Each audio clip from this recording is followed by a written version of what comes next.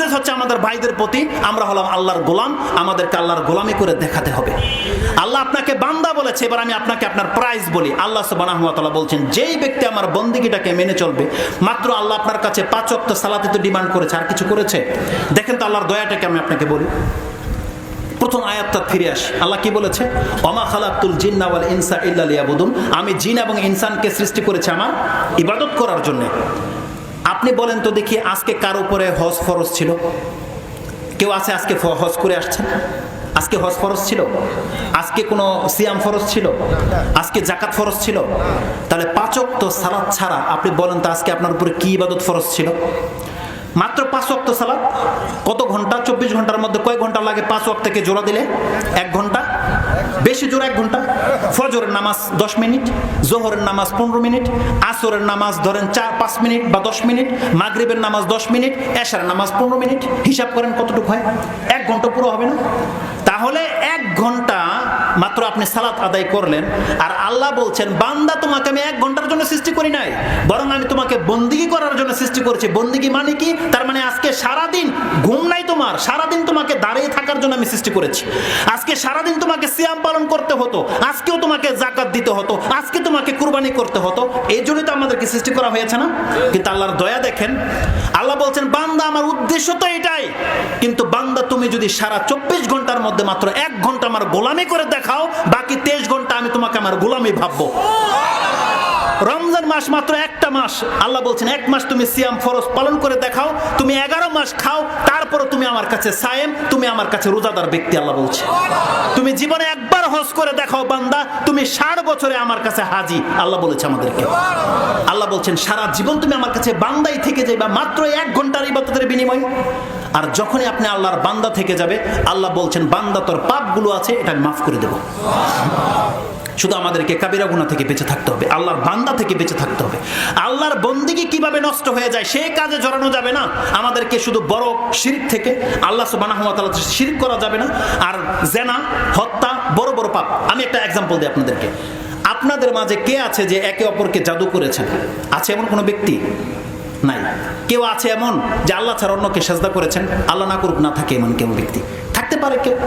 আল্লাহ না করুক যে আমাদের মধ্যে, আল্লাহ আমরা যদি কোনোদিন এমন কাজ করে থাকি, আল্লাহ তুমি মাফ করে দাও। আল্লাহ আমরা যদি তোমাকে ছাড়া অন্য কারো কাছে কিছু চেয়ে থাকি, আল্লাহ তুমি আজকে আমাদেরকে মাফ করে দাও। আমরা নেক্সট টাইম কিয়ামত পর্যন্ত তোমার ছাড়া আর কারো কাছে চাইবো না। আমাদের মধ্যে এমন কোনো ব্যক্তি আছে যে কাউকে হত্যা করেছেন? আমার তো মনে হয় নাই।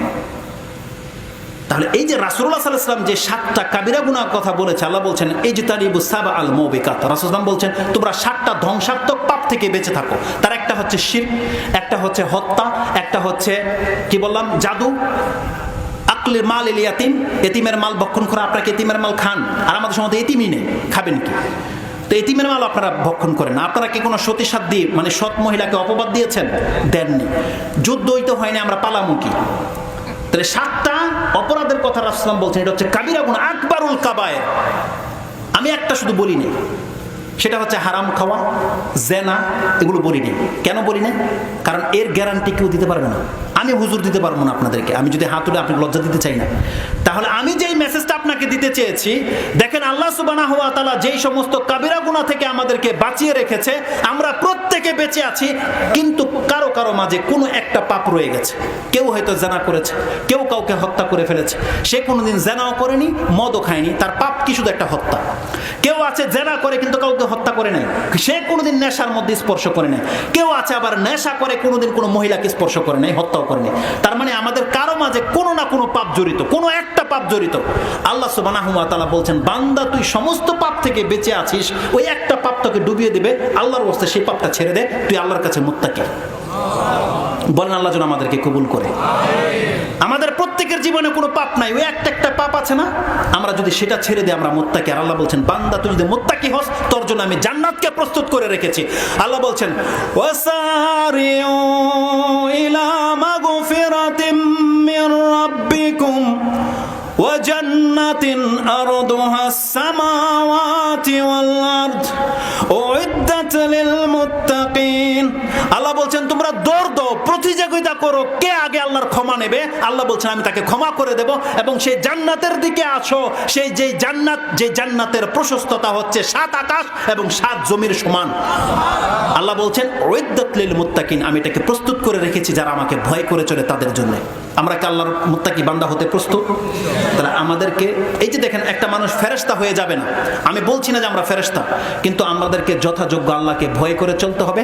আল্লাহ বলছেন বান্দা তুমি যদি ইনতাজতানিবু কাবাইরা মা তুনহাউনা আন নুকাফির আনকুম সাইয়্যাতিকুম ওয়া নুদখিলুকুম মুদখালান কারীমা। আল্লাহ সুবহানাহু ওয়া তাআলা সূরা নিসা 4 নম্বর সূরার 31 নম্বর আয়াতে বলছে, আল্লাহ বান্দাদেরকে বলছে তুমি যদি তোমার এই বড় বড় পাপগুলো থেকে বেঁচে থাকতে পারো বান্দা, তাহলে তোমার জীবনের যে খারাপিগুলো আছে আমি আমার রহমতে সবগুলোকে মাফ করে দেব।